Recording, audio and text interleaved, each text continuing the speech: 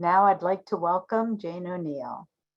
Jane is the owner and creator of Culturally Curious, an arts education firm that curates and delivers engaging art talks to audiences throughout New England.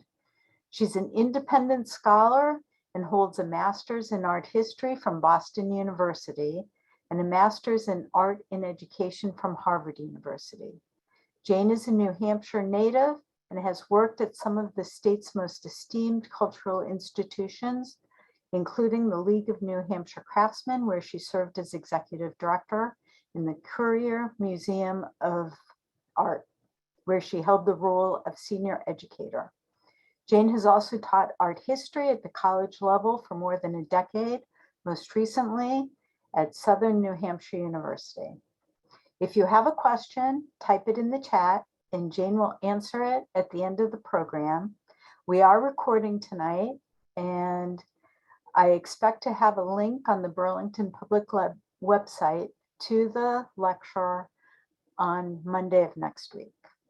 And at the end, we're going to have to ask Jane to describe the upcoming program that's going to be next month. So Jane, thank you so much for coming. It's such a pleasure, Marnie. Thank you for having me back. I'm happy to say that there's actually a little bit of a preview of the Georgia OKeefe program in this program tonight because she is a part of one of the couples we'll be looking at. So we'll get a sneak peek at that. And so thank you, everybody, for taking time out of your day to learn a little bit more about this topic and all of the artists that we'll be exploring. This is a great topic for the month of February as we think about Valentine's Day. So maybe you're watching with someone you love. Maybe you're just going to write down a few good facts to impress someone that you're interested in. But hopefully, you'll enjoy this no matter if you're watching it for yourself or as part of a duo. So tonight we're going to be looking at love. We're going to be looking at lust, passion. There's even going to be some danger in here and maybe even at least one true harmonious relationship. But when it comes to making art, we have this very romantic notion around art making. And I think we oftentimes think of like artists falling in love with their models and their muses, that there's something about the intensity of the observation and that time together that can stir up these feelings of passion. So why shouldn't that extend to the person that you might be sharing your studio with? This is a picture of the Pygmalion myth painted by the French artist Gérôme in 1890. This is at the Metropolitan Museum of Art. And it's just the little spark to get our minds going about, all of the passion that can be unleashed in the studio. So we have a lot to cover tonight, a number of couples to look at. And just to give you a sense in terms of who they are, we'll be looking at Judith Leyster and Jan Molenaer. They're from the Dutch Baroque, so the 1600s. We'll fast forward to the 1900s and look at Camille Claudel and Auguste Rodin, French sculptors. And then the rest of our artists are from the 20th century, Georgia OKeefe and Alfred Stieglitz, Frida Kahlo and Diego Rivera, Anna Mendieta and Carl Andre, and we'll wrap up, no pun intended, with Jean-Claude and Christo, who you will find out if you don't already know, really like to wrap things. So because there's so much to cover here, the main focus will be on how their relationship is reflected in their artwork, or what we can divide about their relationship from their artwork. So there's a lot you could say about all of these artists, their interest in politics or religion. That's not for tonight. Tonight is about the love, the lust, the passion. All right, so let's turn our attention to the Dutch Baroque and Judith Leyster and Jan Molenaer. Now, this is a period of art that I particularly love because of the smiling. And we will get back to this image in just a moment. But these are two images by leading artists from this period. This is not Molenaer or Leyster in this case. These are both by the artists was Franz Hals, who is generally known as like the great master of this time period. But I wanted to start with these images because in them both, you see people looking out directly at you, smiling. And generally speaking, in the history of art, you don't see this that often.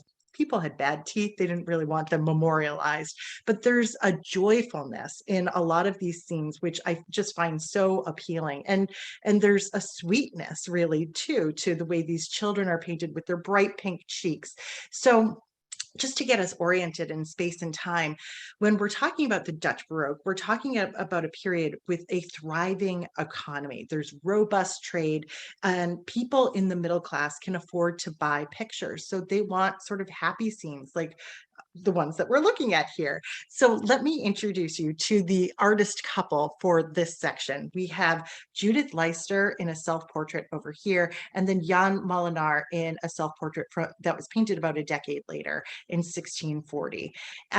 It goes probably, it's very worth mentioning that Judith Leyster, as a woman who was a professional artist, is really an exception to the rule, particularly in this period of art. And so this self-portrait of hers is particularly wonderful.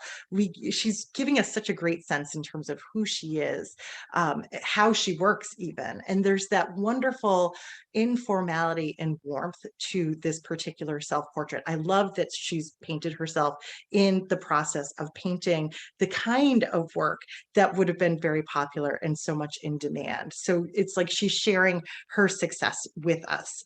And then we have her husband over here, who's kind of playing dress up. There's a lot of artists that did this type of thing, including Rembrandt, who was a contemporary. They would sort of dress up in fantastic clothes and make these exaggerated expressions. So this couple was married in 1636. She was 27, he was 26, and they shared a studio. But most of her paintings actually predate their marriage. Molenaer, the husband here, is much more prolific. It turns out, though, that she was probably more highly regarded by most of their contemporaries. But after she died, she was basically forgotten, and we'll look a little bit at as to why that might have happened. So first of all, they shared a studio and they had very similar subjects when they were painting, and it's sometimes almost impossible to distinguish who painted which image. There's a lot of merry music makers in their repertoire. In this case, Molenaer is on the left, and that's a work that's at the National Gallery in London. So they both liked small groups. They both liked these smiling faces and these cherubic looking children, and images where people were kind of engaging with us, the viewer. Here's another great example of their work. We have Judith Leister's painting over here called A Game of Cards, and then Molenaer's painting called The Card Players over here. These were painted within 3 years of each other in the 1630s. This work over on the right is actually in New Hampshire at the Currier Museum of Art in Manchester. So it's a wonderful work to see in person. Both of these are delightful images where we have a very sort of large, prominent, seated figure who we see is kind of engaged in a card game where somebody is cheating. And these paintings are always so much fun to kind of decode who's cheating, who's winning, who's being made the fool, essentially. But you can see here, Molenaer's picture has so much more detail when it comes to the costume and you know, the ornamentation of what is still a very simple space. Now, this is a very popular motif in this time period. Here's just another major artist from the time, Jan Stein, who painted a very similar concept, the card players. This is from 1660. So for decades, basically, these artists are kind of cranking out these similar pictures about cheating at cards. Who knew that that could be such a popular subject? But like I said, Jan Molenaer, the husband in this particular pairing, became much more prolific. Essentially, after he gets married to Judith Leyster, she has 5 children, and she essentially stops painting. So his compositions, well, they've survived, they've withstood the test of time, and you can see that they get pretty complex and really wonderfully detailed. I mean, we could spend all night just looking at this one composition. I mean, look at the details of the clothing here, the ribbons at the knees and on the shoes, the ruffles in the dress over here, and then even ancestors included in this particular family grouping, going back generations. It's a beautiful, beautiful picture. Every now and then, we know that Judith Leyster would pick up her paintbrushes again, but she was doing very small compositions. I mean, you can imagine if you have 5 children, when can you devote time to painting? And of course, because she's Dutch, she had to paint a few tulips here and there. This is from 1643. So there's only a few of her paintings really that come after the time that she had children. But this one in particular, another self-portrait, was only recently discovered. This was painted in 1653. It's much smaller than the original self-portrait that we saw. It's painted on panel, and it was most likely something that she painted for her family. Now, believe it or not, this was hung in a British country house for centuries, and nobody knew who it was or what this picture was about. And when it was discovered in 2017, it was sold at auction, and it went for about $600,000. So Judith Leister's star is certainly on the rise these days. So her husband, following Judith Leister's death, just a few years later, he is essentially making paintings to pay off creditors. So this is a picture that he created called Peasants Carousing, from 1662. It's so dense, it's so complicated. It's all about the bad behavior of the lower class. And believe it or not, upper class patrons loved to buy these pictures to, reinforce the morals that they held so dear. But this image in particular was necessary because Jan Molenaer's life had changed. He no longer had his wife. He no longer had that support in place. So, like I said, Judith Leister's star is on the rise, and we have a new appreciation in terms of her contributions to the art world because, for one, we know her signature a little bit better, and you can probably just make it out over here in the Jolly Topper. She does the L from her name, and then she connects it to star, so Leicester here. Incredibly, over the years, forgers have essentially painted out her signature and painted in the signature of Franz Hall and even her husband's signature to try and pass off her work. But these days, her work is probably more interesting and more valuable to a lot of collectors and museums. So if we're sort of weighing whose reputation has won, I think there's this renewed interest in this successful young woman who is working as an artist in the 1600s.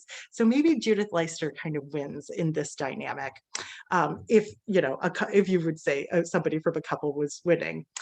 The next couple we're going to be looking at, fast forward to the 1900s, the late 1900s, is it's sort of a torrid love affair. In this case, we're looking at Camille Claudel and Auguste Rodin, and you're probably familiar with at least their works.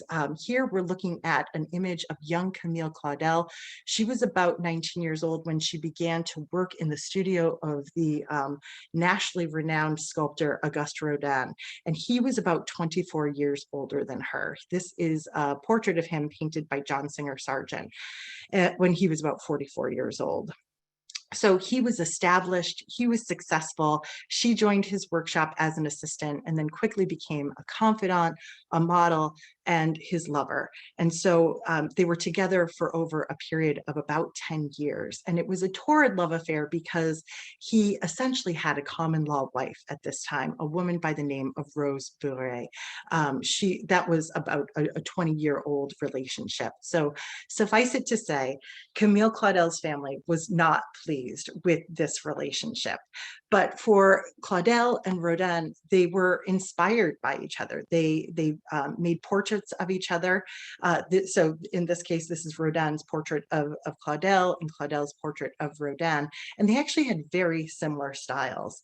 And during this time period, and even today, when artists have assistants, the assistants oftentimes play a huge role in the production of works of art. So in a major composition like this one, this is, almost 20-foot high doors called The Gates of Hell, that incidentally Rodin took 37 years to work on, and it has 180 figures in it. So almost certainly Camille Claudel played a big role in fashioning these figures. And this is just a detail over here of some of those figures at the top. We can see how densely packed some of them are.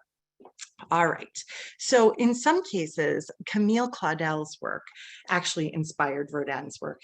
So we have two cases of seated girls in this case, and Camille Claudel's sculpture predates Rodin's over here. So there's influence going both ways, but the status is really all referred to Rodin. Excuse me for just a moment. I'm going to put myself on mute because I have a little coughing fit coming on. I'm just going to grab a drink.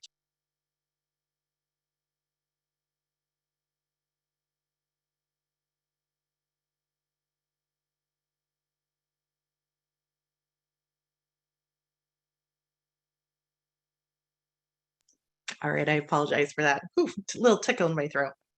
All right, so the influence goes both ways, but all of the status is conferred to Rodin. Now, one of Rodin's most famous works is The Kiss. You've probably seen it before, from 1882, and it's a depiction of this passionate embrace.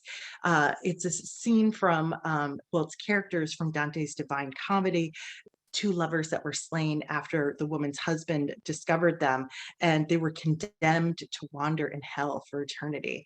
So a year after Rodin exhibited The Kiss, Camille Claudel started this work over here, which is called The Waltz. And by the time she finished it, this relationship that the two artists had was really kind of on the skids. And so we have this kind of weighty earthbound sculpture over here by Rodin, and then something that seems a little bit more ethereal, lighter, and much more poignant, certainly too, if we think of the artists splitting up at this time. So, so Camille Claudel moves to England shortly, and for a short time, and she certainly misses Rodin. He is passionate about her. He misses her, and he convinces her to come back to him based on a contract which said he wouldn't have any other students. They would have this kind of exclusive relationship. So this sculpture by Claudel seems to capture this moment in their relationship, and the sculpture itself is also an illustration from a Sanskrit poem, but it's it's generally known as the Abandonment. It's was begun in 1886, and it's about two lovers, and the man decides he cannot marry this woman, and so he leaves her, and this is the moment he comes back to her with all this regret, and so she's sort of collapsing into his arms as he's begging for this forgiveness.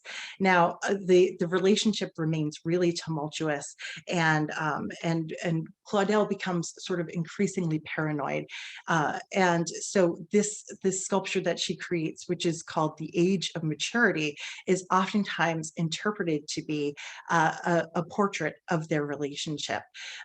If you didn't know the backstory, you could easily interpret this as a man who's leaving youth and entering into old age. But we've seen Camille Claudel's caricatures of Rodin's common law wife, Rose, and we know that this older figure who is pulling at and sort of guiding the standing male figure is in fact his common law wife. And so this could be understood to be Camille Claudel on her knees, just losing her grasp on her lover, her mentor, the man who was essentially everything to her. So she began to resent the kind of power that he had in her life. She began to push away from him. Like I said, she became a little bit paranoid. She thought he was working against her behind her back, when in actuality, he was subsidizing her income and planning for an entire exhibition space at his plan for his museum. So here we're looking at two different views of Camille Claudel's sculpture of essentially Perseus and Medusa. So Perseus here has beheaded Medusa. He holds her head up above him, and we can see her body down below. So the enchantress here has been slain, and we have a sort of evil villain in this case who has done it, even though he's generally thought of as the hero. So this can be kind of like the final statement from Claudel in terms of what that relationship might have looked like. Now, her story ends in tragedy. A few years after she cuts things off with Rodin, her father dies suddenly, and her family commits her to an asylum, and she spends the next 30 years of her life there. She was committed just before she turned 50. Rodin died just a few years into her commitment, and essentially her family disowned her. They stopped talking to her. So it was a really sort of tragic end for this woman who seems to almost have been driven mad by the nature of this torrid love affair that they had. Now, who wins out in terms of their reputations today? I think Rodin looms large. Everybody on the planet has seen the thinker in either in person or in reproduction. It's one of the most iconic sculptures ever made. But once again, people are really interested in female artists and in the passion, right? So there's multiple films made about Camille Claudel and their relationship, and now there is a museum dedicated to her works too. During a particularly bad episode that she had before being committed, she did destroy many of her statues, but I believe there's about 90 remaining works that are on display at the museum. So it's a couple that you sort of would like to get to know a little bit better, because there's something really kind of salacious about the nature of their connection. Now, let's turn our attention to our next couple. And Georgia OKeefe, I'm sure, is a name that you've heard before. This is a woman who certainly outshines her husband in terms of the legacy. And we have our quote here about the flower, because whenever you're talking about Georgia OKeefe, it always comes back to the flower paintings. We're going to hardly touch on them tonight. I want to first introduce you to Alfred Stieglitz. Here we see him in a photograph by Gertrude Kesbier. He was essentially the most important person in the early 20th century in terms of introducing America to modernism. He helped to guide the careers of painters and of photographers, and he was particularly committed to the idea of making photography an art form, which is kind of revolutionary when you think about it. I mean, most people would think it's a document, but he was a photographer himself. This is perhaps one of his most famous photographs over here, called The Steerage, where you can see not just the documentary nature of it, where we have kind of upper class passengers on a steamship and the lower class down below, but you can then kind of almost blur your eyes and see the artful nature of it too. The circle created by the hat up above, the X in the white suspenders over here. So he wanted us to really appreciate the formal qualities of photography in the same way that you would with a painting. So where does Georgia OKeefe come into this? Well, here we're looking at a few of her early paintings and drawings. She was a young woman. She was about 23 years younger than Alfred Stieglitz, and he owned a gallery in New York City. She was working as a school teacher in Texas, and they began a relationship of letters, essentially. But the relationship got very intense. I mean, she would write to him about, I'm telling you things that I've never told anybody. And so after this bond grows, she shows up one day unannounced at his gallery, and from there this relationship grows, and he helps to catapult her and her art and her reputation through some rather racy photographs of her. These are the tame ones, but there's plenty of nudes. He's known for photographing her hands, and she was beautiful. And these photographs helped to draw a lot of attention to Georgia OKeefe as an artist. Incidentally, of course, he's also the person that said that her flower paintings were about more than just flowers, gave it the sexual reading as well. So you can, from this point on, he ends up divorcing his wife, who he had said that he had a loveless relationship with, and the two artists commit themselves to a life together. And you can see from their artwork that that their ideas are sort of in dialogue with each other, even though they're working in different media. Here we have O'Keeffe's painting Blue and Green Music from 1921.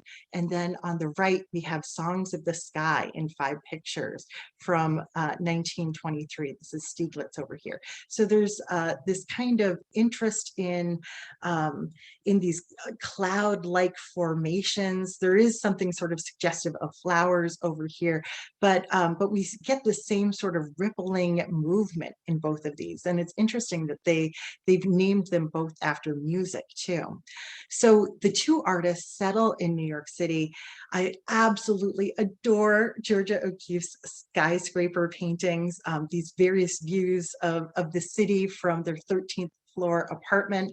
And she begins to want a child, and that's something that he is not really interested in. So she kind of falls into a little bit of a depression, realizing that motherhood was going to be incompatible with making her art. So she, after a few years, she begins to start spending at least part of the year, or the larger part of the year, in Taos, New Mexico. And she's inspired by the landscape, by the cultures, by the visual information around her, and it really transforms her artwork. So this is an example of one of her paintings from New Mexico called The Ram's Head with White Hollyhock Hills. It's striking, it's haunting, right? It doesn't look like those modern compositions that she was making when he was with her. But Stieglitz was devastated that she wasn't there. And these two would write each other letter after letter after letter. If they were alive today, they would be the type of couple that, you know, is constantly texting each other, that are, you know, distracted from everything else in life by their connection to each other. That being said, she wasn't there. and there was another beautiful young woman in Stieglitz's life, a woman by the name of Dorothy Norman, and he started a relationship with her. We see her over here on the left. And here we have another example of one of Georgia OKeeffe's Southwestern paintings over here. This is Pelvis 2 from 1944. The relationship between Dorothy Norman and Alfred Stieglitz sent Georgia OKeeffe into a depression. In fact, she had to be hospitalized. So they continued to write letters, and Georgia OKeeffe had this sort of burning and kind of growing resentment towards her husband. He had a lot of control over her career. He was dictating sort of where her work could be exhibited. I think he influenced who was buying it. And so she really began to resent that. And so it did cause a fracture between them. Now, in 1946, Stieglitz suffered a heart attack, and Georgia OKeeffe was still in New Mexico, and she dropped everything and immediately returned and kind of took over everything, pushed that Dorothy Norman right out the door. The day after he died, she took complete control over his gallery and his entire body of work. And he had, I think, 2,500 objects to his credit. She immediately gave 1,300 of those objects to the National Gallery of Art, and in doing so, essentially cemented his reputation as a leading photographer, as someone of great importance in the 20th century. So she ensured his reputation for years to come. But of course, it's Georgia OKeefe that everybody knows. And so even today, 8 out of the 9 highest prices ever paid for a Stieglitz photograph were all images of Georgia OKeefe. So here we've got another image, this time just focusing on her neck and her collarbones.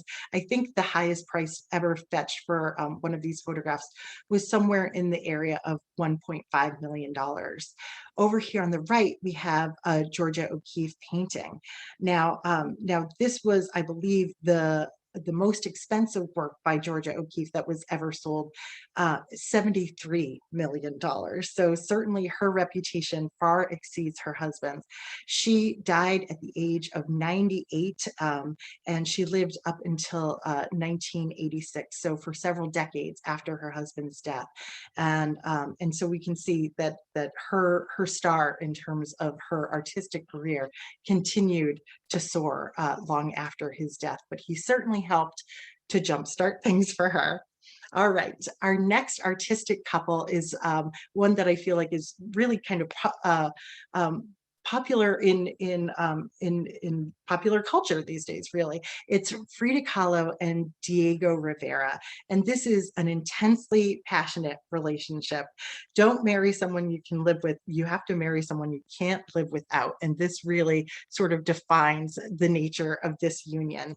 So this is interesting. It's another kind of common thread with a lot of these artists. There's a huge age difference between Frida Kahlo and Diego Rivera, about 20 years. And he was her senior. He had 2 common law wives when he met her, and they got married right around the time that she was 21 in the late 1920s. And her parents really opposed this marriage, even though she was marrying a world famous artist.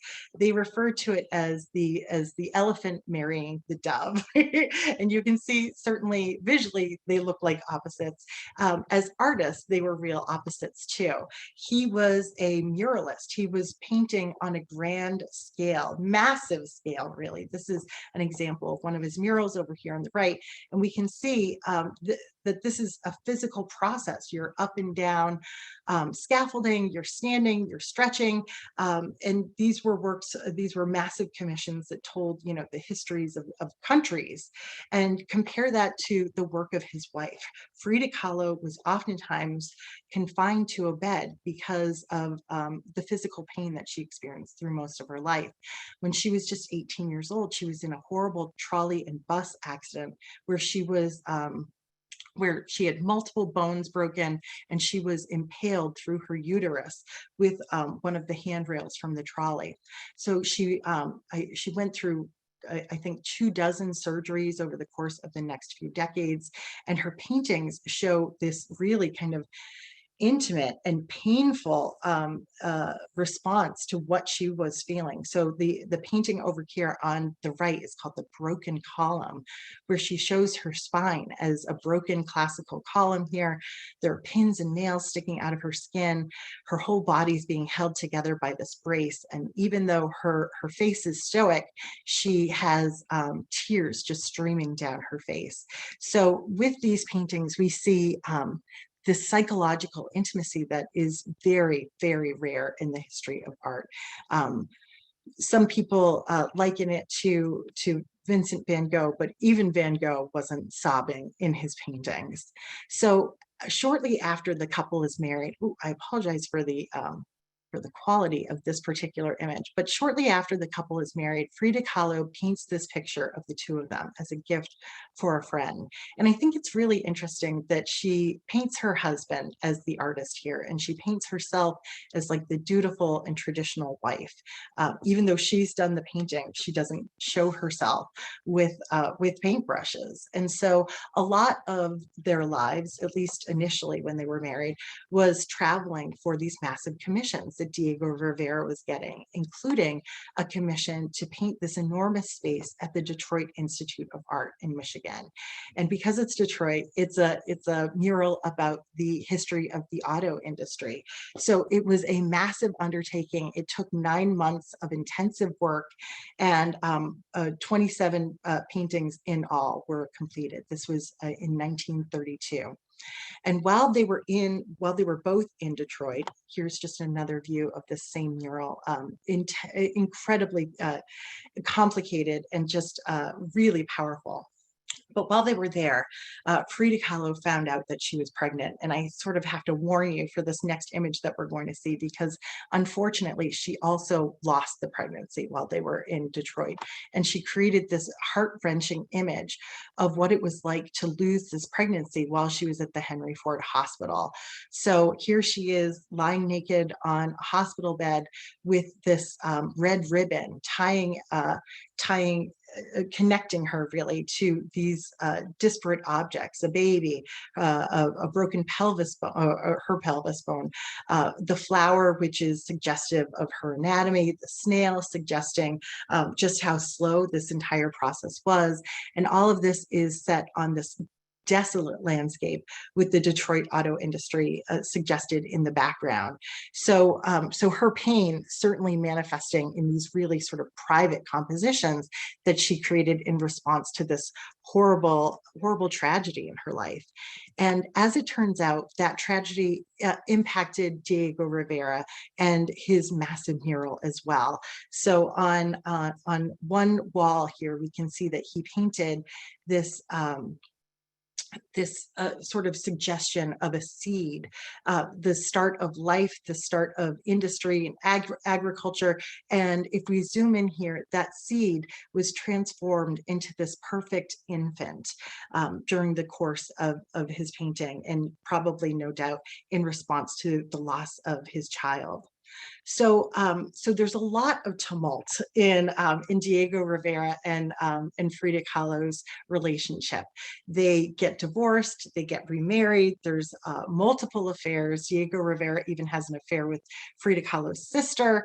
But in the end, they do reunite. And I should mention here that we are looking at their home that they lived in from 1934 to 1939. You can see they essentially had separate houses that were connected. They both had studios and homes here, and they could kind of mingle with each other, but they also kept a respectful distance so that they could both kind of continue on with the freedom that they enjoyed. So after they were remarried, though, the nature of the relationship sort of changes, and the intensity of Frida's passion for Diego, I think, is even more heightened. This is a portrait that she created of the two of them for their wedding anniversary, where she has she's literally combined their heads into one head. That's probably going well beyond what you've done for any recent anniversary celebration. Maybe a nice picture together, but you probably don't suggest in any way that you're one being. Over here on the right, we can see a depiction of Frida Kahlo. She's surrounded by like these greater kind of mythological elements here, but we can also see her holding Diego Rivera as though he is like an infant, a naked baby in her arms, which is once again just heartbreaking, knowing that she lost actually more than one of his children over the course of her life.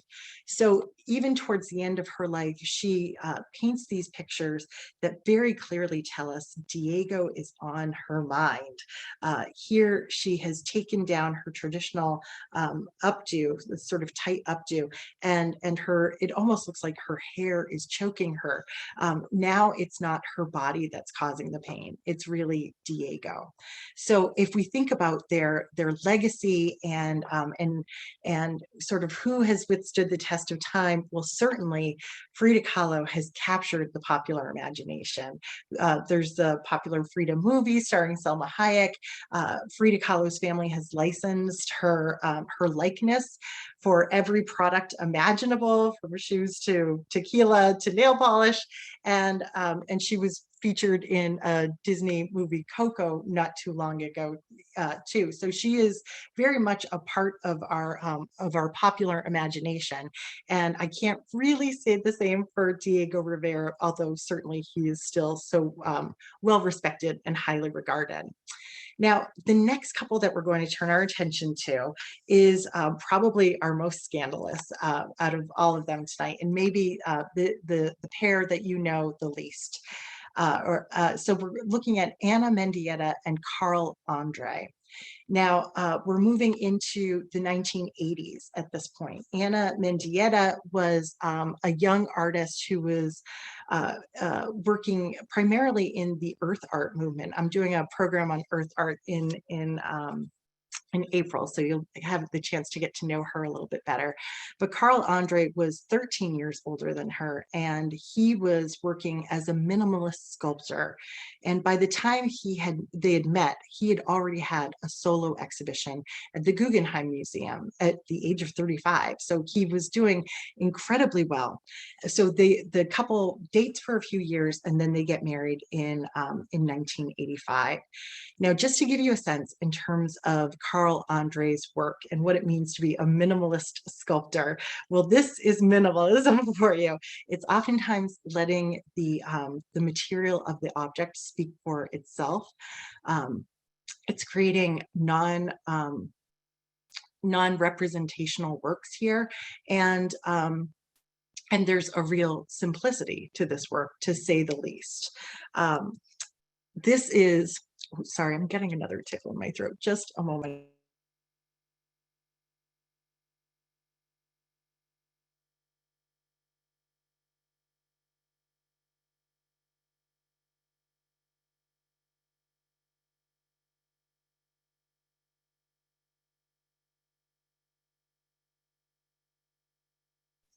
Sorry about that. Ooh. All right. So here is one of Carl Andre's probably best known works, called Equivalence 8 from 1966. And this work has been called the most boring controversy in the history of art. Essentially, what we're looking at is just a pile of bricks. And the Tate Modern paid $12,000 for it. I'm so sorry. I got just another cough.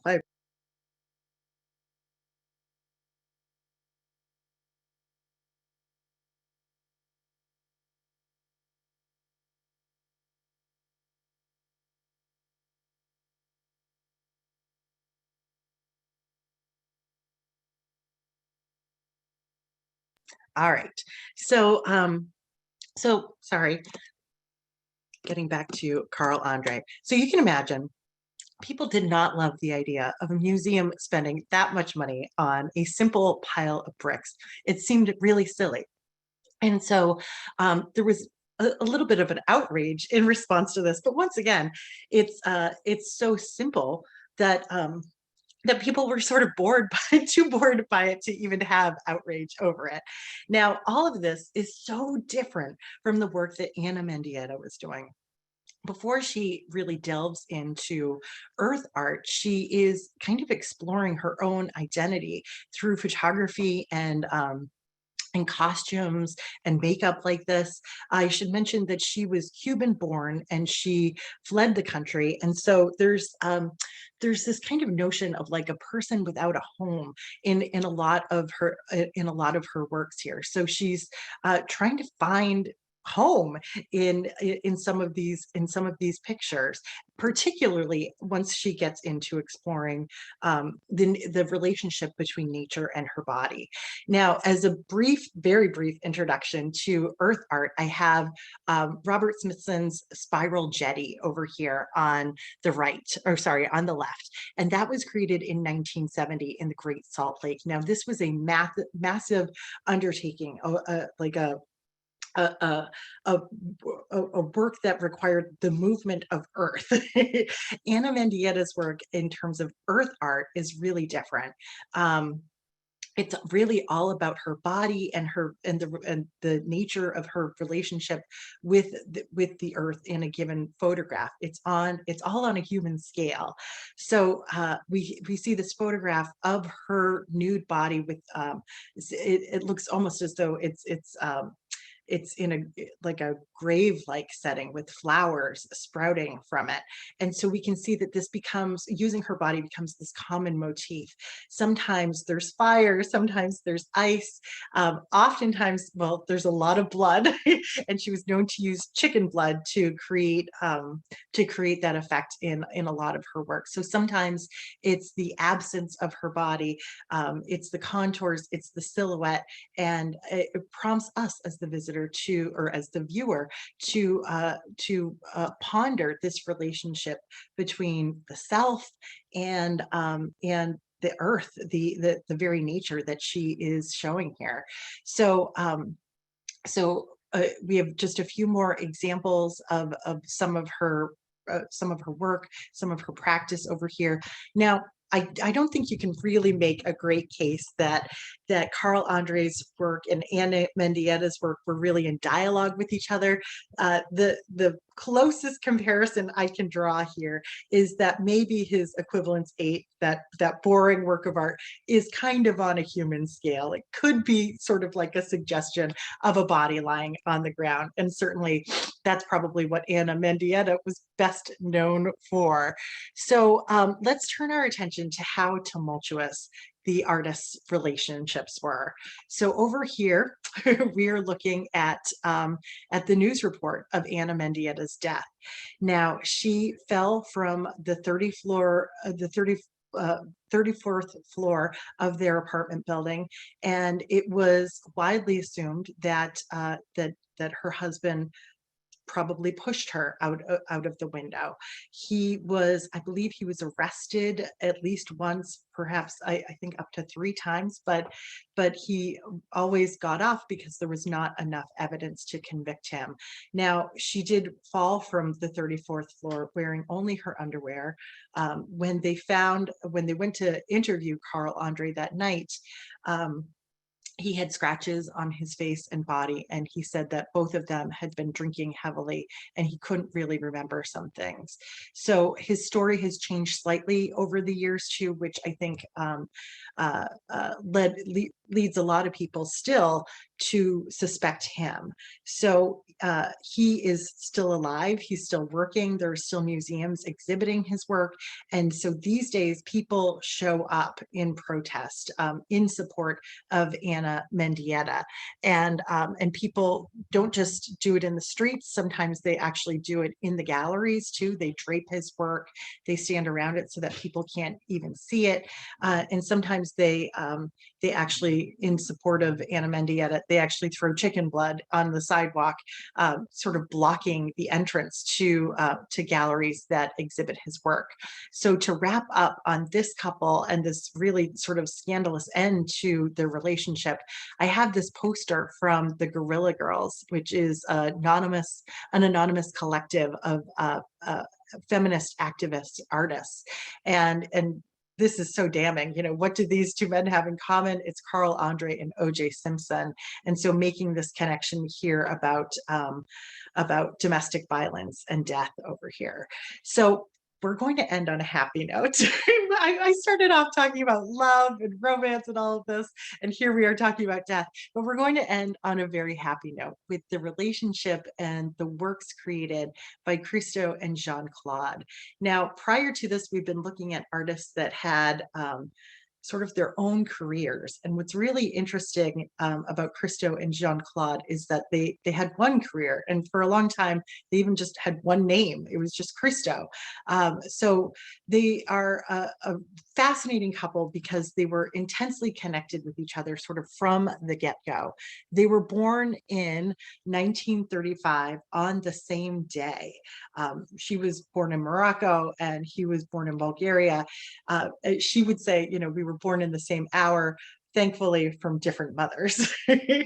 But they first met in Paris because her mother had hired Christo to paint a portrait. And essentially, the second they saw each other, there was a spark. Jean-Claude was already engaged to somebody else.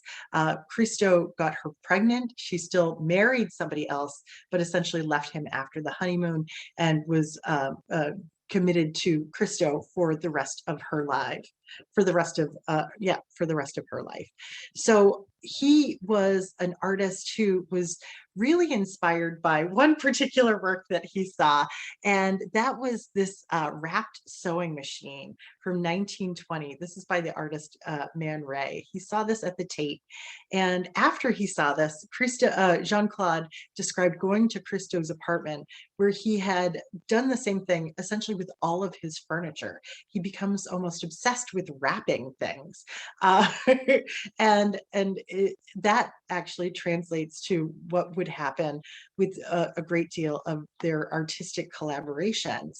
They would wrap significant buildings and monuments in different cities. This is the wrapped Reichstag. This is the Pont Neuf in Paris. And they had a really sort of interesting process. Oftentimes, Christo would imagine what the project could be. And then Jean-Claude would kind of project manage everything. She would get the workers in line. She would get the fundraising done. She would get all of the permits. And she said she became an artist out of love for Christo. She said if he'd become a dentist, she would have become a dentist. Now, I should mention that almost all of their projects are temporary, and they only live on really in videos and photographs and sketches. In fact, they raise a lot of the money for these projects through the sketches that they create. One of their first projects was called the Iron Curtain, where they took dozens of these oil barrels and blocked off this tiny narrow street in Paris while he was exhibiting work at a nearby gallery. And so you can imagine just moving all of these things and getting them into place was an undertaking. And Jean-Claude had an important job of diverting the police for several hours so that people could see this and it could be photographed. And their projects would get bigger and bigger over the years. This one is called Valley Curtain, which was this giant sheet of fabric. It was, I think, 150,000 square feet of fabric that was hung in this gap in Rifle, Colorado. And you can see this really striking warm orange color. Well, it was ripped to shreds by wind and rock, but that didn't stop Christo and Jean-Claude from coming back a couple of years later and trying it again and getting the kinds of photographs that they wanted from it. My favorite of their projects is this one called Running Fence, which was done in California in Sonoma and Marin counties. It was a 14-foot high curtain that extended for more than 24 miles. And it went, through private property, across roads. You can imagine that the permitting for this, even though it was only up for 2 weeks, was enormous. Getting all the people to help put it up was a massive undertaking. And I love this picture over here because the fence actually terminates into the ocean. But with the photograph on the right, you can see that it essentially looks like this shimmering ribbon that hugs this beautiful landscape and draws your eye through it in this kind of magical way. And with the photograph like this one with the running fence in the background, you get the sense of relief that their project is done, of the wonderful collaboration that these two artists had. And we see that in just a few more works. This was, I believe this is called Surrounded Islands. This was for Biscayne Bay in Miami. This was a project that received maybe a little bit more criticism than most of them because of the color pink in particular. I remember some sort of references to Pepto-Bismol, but their projects tend to be really wonderful, really fanciful. These are just some wrapped trees that they did. But in more recent years, a project that became really well known were the gates in New York City in Central Park. And that they sort of wove through the park for about 23 miles, and they were unveiled in 2005. And it was in the middle of winter, and these gates just added this layer of warmth and vitality to, you know, the winter landscape here. It was really fantastic to walk through Central Park and to see, you know, these curtains dancing in the breeze here. It was another project that took, I believe, several decades to fundraise for and to get all of the permitting for. And so in the end, you get the sense that just getting these projects built was a particular, you know, it provided this sense of triumph for the two of them. So just to wrap up here, Jean-Claude died at age 74 in 2009 from complications to a brain aneurysm. And she often sort of functioned as a spokesperson for the two of them. And she explained that they were twins and that they had this symbiotic relationship where they spoke with one voice, which is why for many years they just their name was just Christo, but I think beginning in 1994, they began to name it Christo and Jean-Claude. She said, sometimes we would have the same idea at the same time. And she said they fought almost all the time continuously, but it got the ideas going. And she also said that 75% of the time Christo was right. Now, Christo died just 2 years ago in 2020 at the age of 84. And what I think is really kind of amazing is that they had all of these unfinished, unrealized plans. And according to their wills, those plans can still be executed. So somebody else could bring them into fruition. And I think that would be such a wonderful testament to this incredible relationship that these two artists had. So I will wrap up tonight going back to the myth of Pygmalion and falling in love with art and maybe with a fellow studio member. Tonight we've expanded upon the simple premise of just, you know, bringing art to life and falling in love with it. We've looked at how artistic collaboration can lead to competition, collecting. It can fuel love and sometimes perhaps maybe even a little bit of rage, but hopefully we leave sort of inspired by how these relationships produced some really incredible works of art. So I'll end there for now, and I welcome any questions or comments anybody has about the artists that we looked at.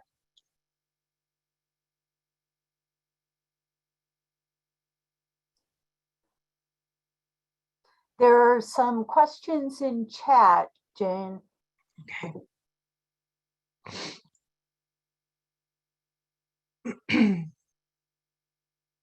Oh, great. Okay, great questions here. Joyce is asking, did Molenaer and Leicester ever paint a painting together? That's a fascinating question. And I would say they almost certainly probably did. That was really part of the process of like sharing a studio with someone. I'm not sure if they did it intentionally to kind of bill it as something that the two of them worked on. And I would say that if they did that, they probably did not share credit with each other. But it's really interesting to think of a potential collaboration there. That's a great question. All right, Sally has asked, what is the name of the man who introduced America to modernism? That would be Alfred Stieglitz. He was the mover and shaker. He was Georgia OKeeffe's husband. He was the person who was like the great advocate and just knew everybody and helped to really advance a lot of important careers and ideas. And then Karen asked, why did Frida Kahlo paint Diego with a third eye sometimes? It was really because she thought of him as being so wise. It was like the third eye of wisdom, essentially. She had tremendous respect for his intellect, and so she would oftentimes paint him like that. Which is really interesting. And then, you know, in place of where a third eye would be for her, she's painting him. And then what did Christos do with all the fabric afterwards, and who made his fabric, and how much did the installations cost? Diane, these are really good questions. And I don't think I have the specific answers in my notes, but I will say these were massive, massive undertakings. Especially as time went along. I'm not sure what happened to the fabric afterwards. I'm not sure. I almost want to say that they would sell everything that they could in order to help fundraise, but I mean, that would have been after the fact. These are really good questions. I'd have to look them up for you, but thank you for asking them. I'll try and track it down, and I'm giving this presentation again this month, so perhaps I can incorporate some of that in there. And thank you for your kind words. Somebody asked, where's the Claudel Museum? I do have that in my notes. Just a moment, I'll go back to that. I believe it's in a small town. Let's see here. No, I don't have it in my notes. I believe it's in a small town. I almost want to say, sorry, the name of the town escapes me. It's unfortunately, it's not in Paris. It's sort of outside the bustling city, but I get the sense that it's a trip worth taking. And the Frida Kahlo house is that is outside of Mexico City, and that is still there. Diego Rivera had purchased her family's home, and that's where she spent the last few years of her life. It's now a museum, and that's definitely on my bucket list to visit someday. Lori, thanks for your kind words. Oh, thank you everybody and the name on the cover. What is the name of this cover painting? I'm assuming, was it this one? What is the name of this cover painting? Well, this would be Rodin's The Kiss up close. Thank you everybody for your kind words and for my and for putting up with my scratchy throat tonight. Yes, Laura, thank you for recommending looking into video of Christo and Jean-Claude, because they were kind of quirky and very charming, and I think seeing their installations through video too, I think gives you a whole new appreciation of their work. So I always love CBS Sunday morning segments on artists, so that would be a great one to look up.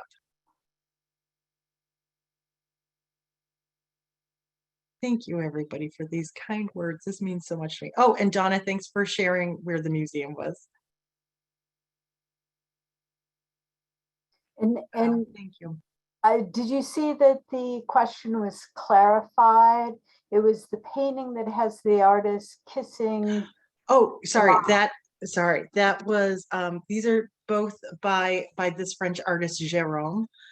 He did a series of them where you're essentially seeing Galatea and Pygmalion in the round. So these are all by Jérôme. And this one's at the Met. I'm not sure offhand where this one is.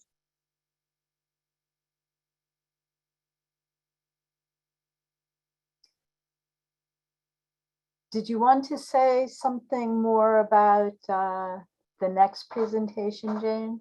Well, I think we got a good preview of it tonight. I think especially when you sort of know that some of the driving motivations around why Georgia OKeefe went to the Southwest and what her interests were there. I think I think who she was and what she was producing becomes all the more interesting.